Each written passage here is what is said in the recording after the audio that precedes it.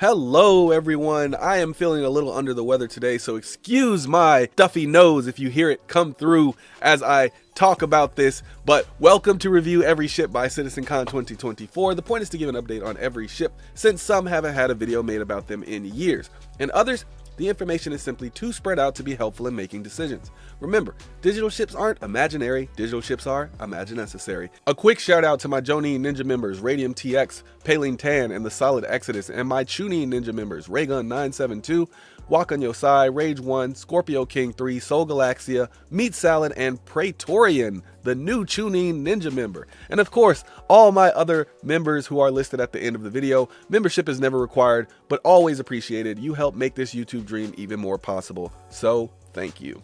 Every month we do a giveaway to give back to this wonderful community. This month's giveaway prize is an RSI Mantis with LTI that comes with both the M50 and Mantis Skull Crusher skins for Pirate Week. To enter the contest, make sure you're subscribed to Billionaire Ninjas, leave a comment on at least one video, and like or dislike a video. Winners have 2 weeks to claim their prize. Members collectively have a 25% chance of winning just for being members. So if you're subscribed, consider hitting that join button. And if you're not subscribed, I appreciate you hitting that subscribe button. And remember, the join button only shows up on desktops and laptops. It probably won't show up on your phone if you have an Apple phone, but it might show up if you have an Android phone. For the full giveaway details, make sure you visit our Billionaire Ninjas Discord or our social media at Ninjas Leap. Today, we continue our trip through the MISC manufacturer. We have reached the MISC Odyssey, and it has 0 variants. For the price, the Odyssey as of 3.24 is $700 standalone, $625 Warbond, and with $625 at concept. In-game cost is unknown, and the in-game 3-day rental price is unknown. This ship is currently only sold at IAE. This ship cannot be rented in-game as of 3.24.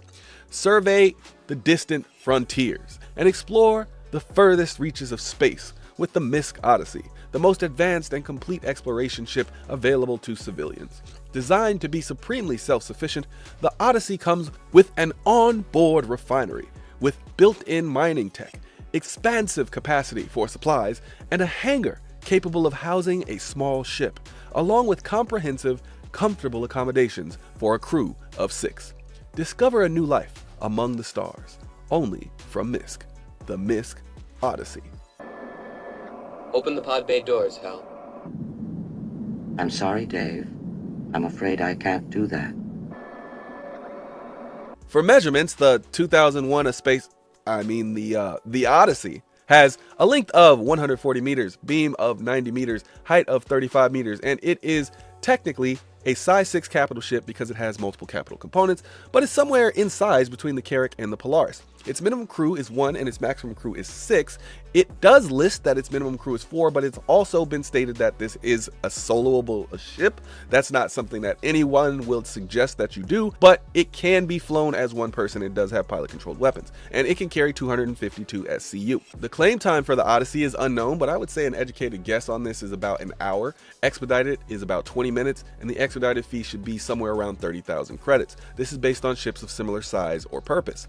The Odyssey's top speeds are unknown, but MISC isn't particularly known for creating fast ships. That would fall to its subordinate company, Mirai. I'm guessing this ship will be slower overall than the Carrack and about average speed for its size, but just remember, the Carrack has been nerfed as far as its speed, as far as 3.24.1, so to put that in numbers, we're probably talking around 135 SCM speed and about 950 to 1000 nav max speed. For maneuverability, I would guess it's around the same story, but I would guess a ship like this with Xi'an tech is more maneuverable than expected, but probably still middle of the road for its class. For hydrogen fuel, I will assume it will have extremely high capacity, but less than the Carrack. For quantum stats, this one is interstellar, meaning you can travel anywhere in the system multiple times without refueling, and will also have fuel to make it to your next destination in a neighboring star system, the highest standard for long distance travel. A note on this particular ship: it's the only ship in the game that can find, extract, refine, and use both its own hydrogen fuel and its quantum fuel. So effectively, this ship's range is quite literally endless.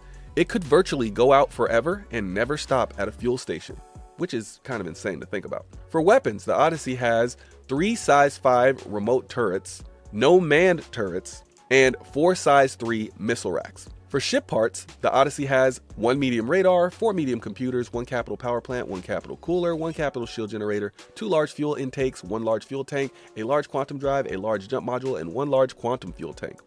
The hull HP for the Odyssey, I'm going to guess will be near the bottom of the barrel for its class, but not the worst. I'm guessing slightly more than the Carrack, but less than something like the 890 jump.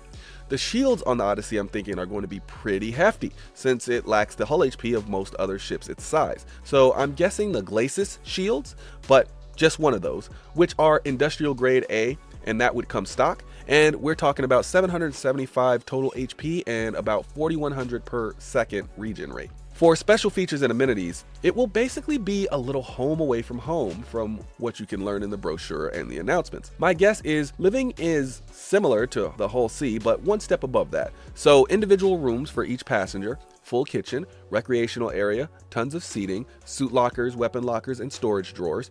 The Odyssey also has a mining arm for mining Quantanium, a hydrogen fuel intake, and refineries specifically geared towards refining both and feeding them into the fuel tanks of the Odyssey.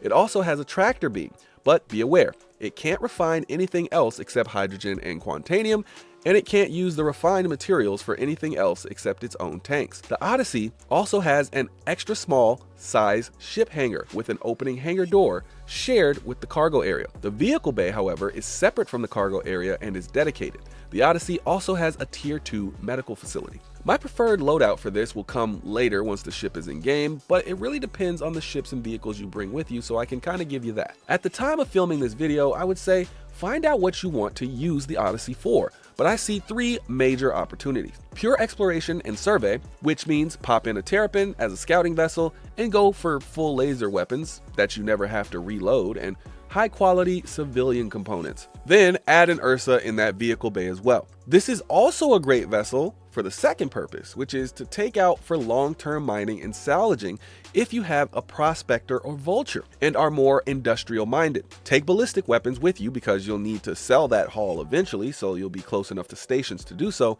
With that one, I would stick to industrial components and bring along 2 rock mining vehicles, or maybe a rock and a mule. You can mix those. Then there is the combat exploration ship, where you're bringing an F-8C and 2 Furies and a mixed ballistic and laser loadout with military components. The Q&A says you can squeeze a tank in, so I would bring that, but otherwise a medical Ursa to provide that extra medical bed recovery. Now, should you take a tank around with this everywhere? Probably not, but if you can squeeze one in somehow, yeah, that's what you should take as far as the military version. Now it's time to rate this ship. A rating I rate from 1 to 10. My 1 is only buy if you have a unique reason that is specific to you or because you like the looks of the ship. My 10 is basically if you have the money, this ship is almost guaranteed to be useful to you in the game. A 1 doesn't mean the ship is useless or ugly, and a 10 doesn't mean that the ship is perfect. Just remember, this is just our rating. Please give us yours in the comments down below. And if we make mistakes, remember to read that error report, because we do not expect ourselves to be perfect. My rating for this ship overall is a 9. Let's start with what I like about this ship. I'm on record saying that in regards to distance able to be traveled, the Odyssey is the Carrack killer. You need to leave. I stand by that.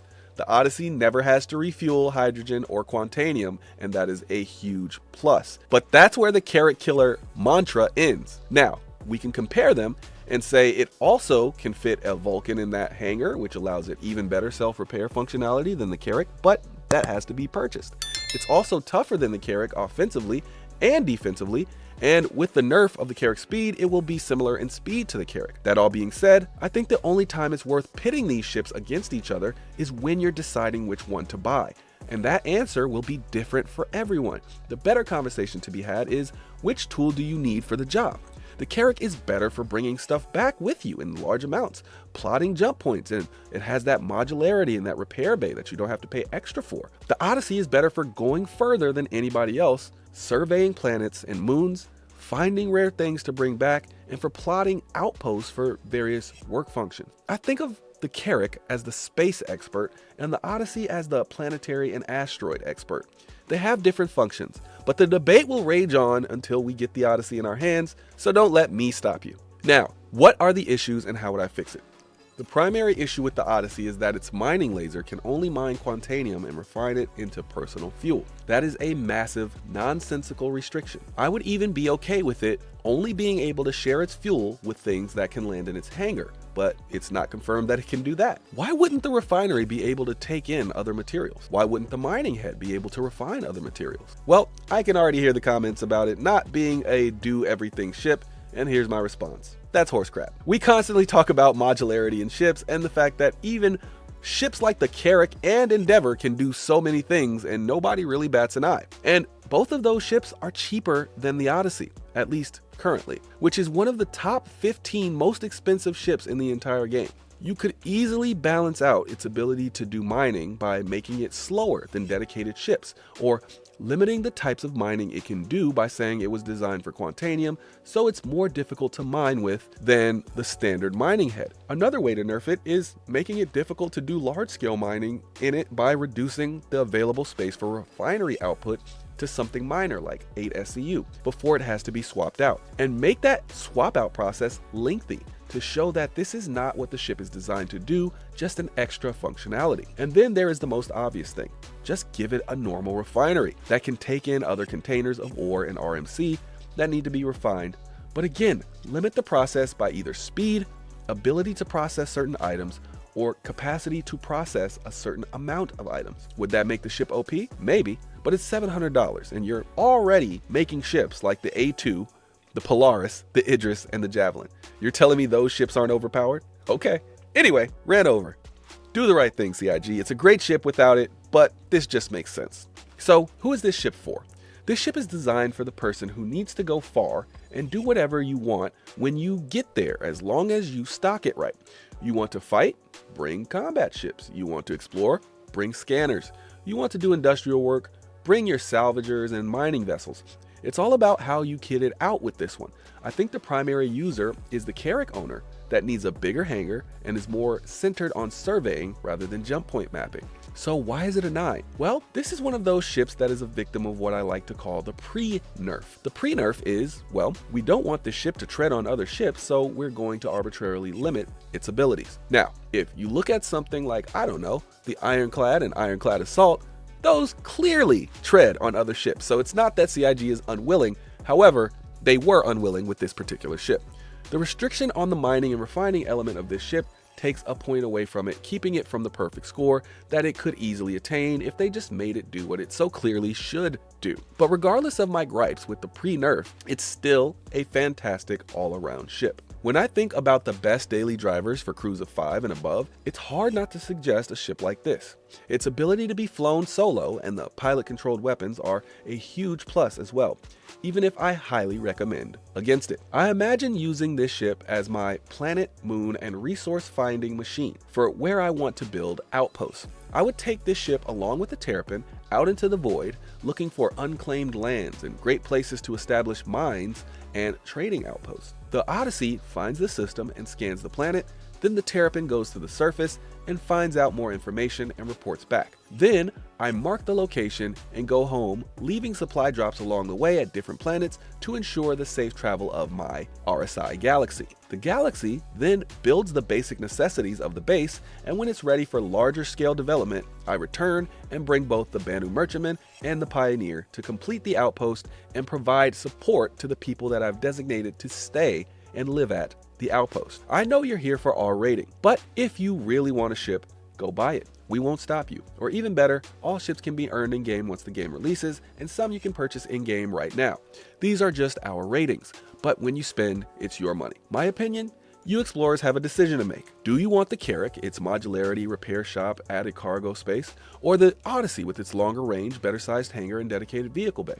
You can't go wrong with either one. Just think about the gameplay you want specifically, rather than just assuming one is blatantly better than the other. They are much more equal than they appear. I give the slight edge to the Odyssey as an explorer only because CIG has stated that dedicated ships will always be better at their dedicated role. While the Odyssey is a dedicated explorer, the Carrack is a military ship turned explorer and focuses heavily on modularity. I own the Odyssey, and I do not own a Carrack. Do with that information what you will.